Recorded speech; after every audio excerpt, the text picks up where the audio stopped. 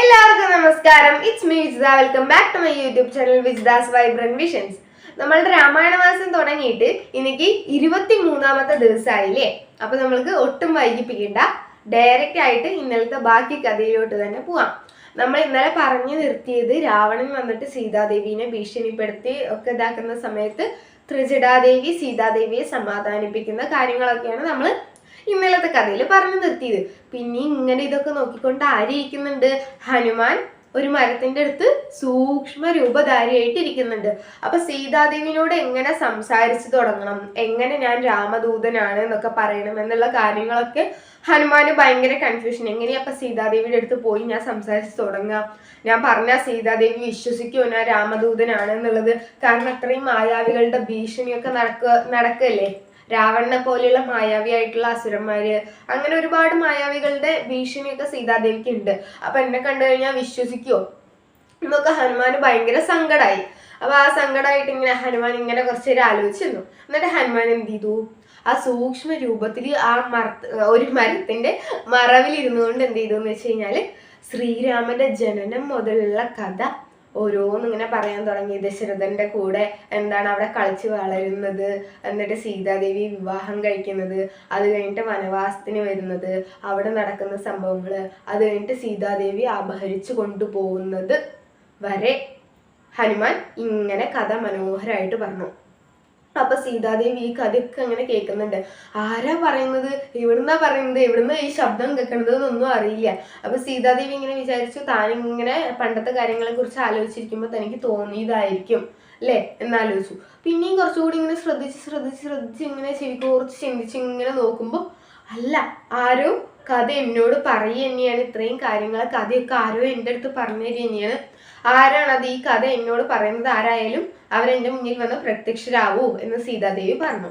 ആ സമയത്തോ ഹനുമാൻ വന്ന് സാധാരണ രൂപത്തില് സീതാദേവിയുടെ മുന്നിൽ പ്രത്യക്ഷപ്പെട്ടു. എന്നിട്ട് പറഞ്ഞു, ഞാൻ ശ്രീരാമന്റെ ദാസനായിട്ടുള്ള ഹനുമാനാണ് ദേവി, ഞാൻ ശ്രീരാമന്റെ ദൂതനായിട്ട് അവിടെ നിന്ന് കാണാൻ വേണ്ടിയിട്ട് വന്നതാണ് എന്ന് പറഞ്ഞു.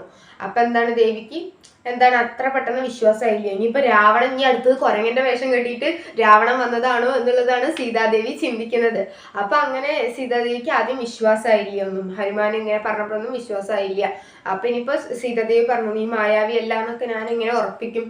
അപ്പം ഈ ശ്രീരാമൻ സീതാദേവിയെ അപഹരിച്ചു കൊണ്ടുപോയ ശേഷം എന്താണ് ഈ പിന്നെ എന്തൊക്കെയാണ് സീതാദേവിനെ നേടിയെടുക്കാൻ വേണ്ടിയിട്ട് ചെയ്തിട്ടുള്ളത്? സുഗ്രീവനോട് സഖ്യം ചെയ്തു. പിന്നീട് നടന്നിട്ടുള്ള കഥകളൊക്കെ ഹനുമാൻ സീതാദേവിക്ക് വിവരിച്ച് പറഞ്ഞു കൊടുത്തു. എന്നിട്ട് മുദ്രാമോതിരം, അതായത് ശ്രീരാമന്റെ പേര് എഴുതിയിട്ടുള്ള മോതിരവും കാണിച്ചു കൊടുത്തു. അതുപോലെ തന്നെ ഒരു രഹസ്യമായിട്ടുള്ള വാക്യവും ശ്രീരാമൻ പറഞ്ഞു കൊടുത്തിട്ടുണ്ട്. ആ വാക്യവും സീതാദേവിനോട് പറഞ്ഞു. അപ്പൊ എന്തായി? സീതാദേവിക്ക് കൺഫേം ആയി ഇത് ശ്രീരാമൻ പറഞ്ഞയച്ച ദൂതൻ തന്നെയാണ്. എന്നിട്ട് ആ മോതിരമൊക്കെ നോക്കി കുറെ നേരിയിരുന്നു. ആ മോതിരം കയ്യിൽ കിട്ടിയപ്പോഴേക്ക് തൻ്റെ പതിയെ എടുത്ത് വന്നത് പോലെയുള്ള അനുഭൂതിയാണ് ഉണ്ടായത്. ഹനുമാനോട് ഒരുപാട് നന്ദിയൊക്കെ പറഞ്ഞു സീതാദേവി. എന്നിട്ട് ഇങ്ങനെ ഹനുമാനോട് എന്താണ് ശ്രീരാമനോട് പറയാനുള്ള കാര്യങ്ങൾ സീതാദേവി പറഞ്ഞു കൊടുക്കുകയാണ്. 2 മാസമാണ് രാവണൻ എനിക്ക് അവധി തന്നിട്ടുള്ളത്. അതിനുള്ളിൽ ശ്രീരാമൻ ഇവിടെ വന്ന് എന്നെ കൊണ്ടുപോയില്ല എന്നുണ്ടെങ്കിൽ ആ രാവണൻ എന്നെ വെട്ടി നുറുക്കി ഭക്ഷണമാക്കും എന്നൊക്കെയാണ് ഭീഷണിപ്പെടുത്തി പോയിട്ടുള്ളത്. എത്രയും പെട്ടെന്ന് ശ്രീരാമനോട് ഇങ്ങോട്ട് വരാൻ പറയൂ എന്നൊക്കെ ഹനുമാനോട് പറയുകയാണ്. എന്നിട്ട് എന്താണ് ഹനുമാന്റെ ശക്തിനെ കുറിച്ചൊക്കെ സീതാദേവി ചോദിക്കുകയാണ്. ഇത്രയും മായാവികളായിട്ടുള്ള അസുരന്മാരെയൊക്കെ നിനക്ക് നേരിടാൻ ശക്തി ഉണ്ടോ? നീ എങ്ങനെയൊക്കെയോ ഇതിൻ്റെ ഉള്ളിൽ കയറിപ്പോയി. ഇനി ഇവിടുന്ന് തിരിച്ചു പോകുമ്പോൾ ഈ അസുരന്മാർ കാണില്ലേ, നിനക്ക് എന്തെങ്കിലും അപായം സംഭവിച്ചാലോ എന്നൊക്കെ ചോദിച്ചിട്ട് ഹനുമാന്റെ ശക്തിനെ കുറിച്ച്, പിന്നെ ഹനുമാനെ കുറിച്ച് പേടിയായി. അപ്പൊ ഹനുമാന് തൻ്റെ വലിയ രൂപമൊക്കെ വലുതായി കാണിച്ചു കൊടുക്കുകയൊക്കെ ചെയ്തു. അപ്പൊ അതൊക്കെ കണ്ടപ്പോൾ ശക്തിശാലിയാണ്, മായാവികളായിട്ടുള്ള അസുരന്മാരെ തോൽപ്പിക്കാൻ മായാവി ആയിട്ടുള്ള വാനരം തന്നെ വന്നല്ലോ എന്നൊക്കെ പറഞ്ഞിട്ട് സീതാദേവി അനുഗ്രഹിക്കുകയൊക്കെ ചെയ്യുന്നുണ്ട്. എന്നിട്ട് സീതാദേവി പറഞ്ഞു കൊടുക്കുകയാണ് ശ്രീരാമനോട് പറയാൻ വേണ്ടിയിട്ടുള്ള മുദ്രാവാക്യം. ഇതിപ്പോ സീതാദേവി എന്താണ് സീതാദേവിക്ക് വിശ്വാസമായി ശ്രീരാമൻ പറഞ്ഞു വിട്ടത് ആ ഹനുമാനേന്ന്. എങ്ങനെയാണ്? ഒരു രഹസ്യവാചകം ശ്രീരാമൻ പറഞ്ഞു കൊടുത്തത്, സീതയ്ക്കും ശ്രീരാമനും മാത്രം അറിയുന്ന ഒരു രഹസ്യവാചകം പറഞ്ഞു കൊടുത്തതും പിന്നെ ആ മുദ്രാമോതിരവും കിട്ടി. അപ്പൊ ഓക്കെ, സീതാദേവിക്ക് വിശ്വാസമായി ശ്രീരാമനാണ് ഹനുമാനെ പറഞ്ഞു വിട്ടത് എന്ന്. അപ്പൊ തിരിച്ചിനി പോകുമ്പോ രാമന്റെ അടുത്ത് പോകുമ്പോ രാമന് വിശ്വാസമാവണ്ടേ സീതേനെ കണ്ടിട്ടാണ് ഹനുമാൻ വരുന്നത് എന്ന്, അതിനെന്തെങ്കിലും ഒരു തെളിവ് വേണ്ടേ? അപ്പൊ അതിനു വേണ്ടിയിട്ട് തെളിവിനായിട്ട് സീതാദേവി രഹസ്യമായിട്ട് ഒരു കഥ പറഞ്ഞു കൊടുക്കുന്നുണ്ട്. ശ്രീരാമനും സീതയ്ക്കും മാത്രം അറിയുന്ന ഒരു രഹസ്യ കഥയും പറഞ്ഞു കൊടുക്കുന്നുണ്ട്. എന്നിട്ട് സീതാദേവിയുടെ തലയിൽ നിന്നൊരു ചൂടാമണിയും എടുത്തു കൊടുക്കുന്നുണ്ട്. ആ കഥ എന്താണെന്നറിയണ്ടേ? രഹസ്യമായിട്ട് സീതാദേവി ഹനുമാന് പറഞ്ഞു കൊടുത്ത കഥ. ഒരു ദിവസം ചിത്രകൂടത്തില് വനവാസകാലത്ത് താമസിക്കുന്ന സമയത്ത് ശ്രീരാമൻ ഇങ്ങനെ സീതാദേവിയുടെ മടിയിൽ കിടന്ന് ഉറങ്ങുന്ന സമയമായിരുന്നു. ആ സമയത്ത് ഒരു കാക്ക ഇങ്ങനെ വന്ന് സീതാദേവിന്റെ കയ്യിലും കാലിലും ഒക്കെ ഇങ്ങനെ കൊത്തി കൊത്തി മുറിവേൽപ്പിച്ച് ഉപദ്രവിക്കുന്നുണ്ട്. അത് സീതാദേവി ശ്രീരാമൻ മടിയിൽ കിടന്ന് ഉറങ്ങുന്നത് കൊണ്ട് ശ്രീരാമൻ ഉണരണ്ടാന്ന് വിചാരിച്ചിട്ട് ഒന്നും ചെയ്യുന്നില്ല, ശ്രീരാമനോട് പറയുന്നുമില്ല ഈ കാക്ക ഇങ്ങനെ കൊത്തി വേദനിപ്പിച്ച് കാലിൽ നിന്നും കയ്യിൽ നിന്നും ഒക്കെ ചോര വരുന്ന കാര്യം. അപ്പൊ എന്ത് ചെയ്തു? ശ്രീരാമൻ പെട്ടെന്ന് കണ്ണു തുറന്ന് നോക്കുമ്പോണ്ട് ആ ഒരു കാക്ക അങ്ങനെ പിന്നെയും സീതാദേവിന്റെ അടുത്തേക്ക് പറന്നു വരുന്നു. ആ കാക്കേന്റെ ചുണ്ടിലും നഖത്തിലും ഒക്കെ ചോരയും കണ്ടു. അപ്പൊ ശ്രീരാമന് മനസ്സിലായി സീതാദേവിനെ കൊത്തി മുറിവേൽപ്പിച്ചുകൊണ്ടിരിക്കുകയാണ് എന്നുള്ളത്. അപ്പൊ ശ്രീരാമന് ദേഷ്യം വന്നു. തന്റെ പത്നിനെയാണ് ഉപദ്രവിച്ചുകൊണ്ടിരിക്കുന്നത് അല്ലേ? ദേഷ്യം വന്നിട്ട് എന്ത് ചെയ്തു? ഒരു പുൽക്കൊടി അങ്ങോട്ട് പറിച്ചെടുത്തിട്ട് ദിവ്യ അസ്ത്രത്തിനെ ആ പുൽക്കൊടിയിലേക്ക് ആവാഹിച്ചു. എന്നിട്ട് ഒറ്റയേറെ അങ്ങോട്ട് എറിഞ്ഞു കാക്കേനെ നോക്കിയിട്ട്. ആ കാക്ക ആരായിരുന്നു എന്നറിയോ? ഇന്ദ്രദേവന്റെ മകനായിട്ടുള്ള ജയന്തൻ എന്ന് പറയുന്ന ദേവനായിരുന്നു. ആ ദേവൻ സീതാദേവിനെ കണ്ടിട്ട് സീതാദേവിയിൽ മോഹിച്ചിട്ട് കാക്കേന്റെ രൂപത്തിൽ വന്നിട്ട് ഇങ്ങനെ സീതാദേവിനെ ഉപദ്രവിക്കുകയാണ്. അപ്പൊ എന്താണ്? ശ്രീരാമൻ ഇതൊക്കെ മനസ്സിലാവുന്നുണ്ട്. ശ്രീരാമൻ ഭഗവാനല്ലേ, ഭഗവാൻ ആരാണ് എന്താണ് എന്നുള്ളതൊക്കെ ഒരാൾ പറയാതെ തന്നെ അറിയാൻ കഴിയുമല്ലോ. ആ പുൽക്കൊടിയിൽ ഇങ്ങനെ ദിവ്യ അസ്ത്രം ആവാഹിച്ചിട്ട് ഒറ്റ ഏറെങ്ങട് എറിഞ്ഞു കൊടുത്തു.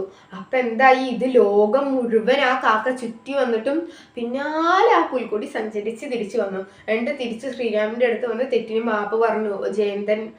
ജയന്തന്റെ രൂപം സ്വീകരിച്ചിട്ട് പറഞ്ഞു അയച്ച അസ്ത്രത്തെ ഒരിക്കലും തിരിച്ചെടുക്കാൻ പറ്റില്ല എന്ന് പറഞ്ഞു. അപ്പൊ ജയന്തൻ പിന്നെ ഈ കാക്കയുടെ രൂപത്തിൽ തന്നെ നിന്നിട്ട് തന്റെ ഇടത് കണ്ണ് കാണിച്ചു കൊടുക്കുകയാണ്.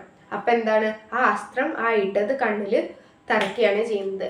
അതുകൊണ്ടാണ് കാക്കകൾക്ക് പിന്നീട് അതിനുശേഷമാണ് ഒരു കണ്ണ് മാത്രം കാണുന്നത്. ഇപ്പൊ നമ്മൾ കാക്കേനെ നോക്കുകയാണെന്നുണ്ടെങ്കിലും നമ്മൾക്ക് എന്തെങ്കിലും ഭക്ഷണം മതിലോ എവിടെയെങ്കിലും വെച്ച് കൊടുക്കുമ്പോൾ കാക്ക വന്നു കഴിഞ്ഞാൽ എന്താ ചെയ്യുക? കാക്കയ്ക്ക് ഒരു കണ്ണ് മാത്രമേ കാണുള്ളൂ.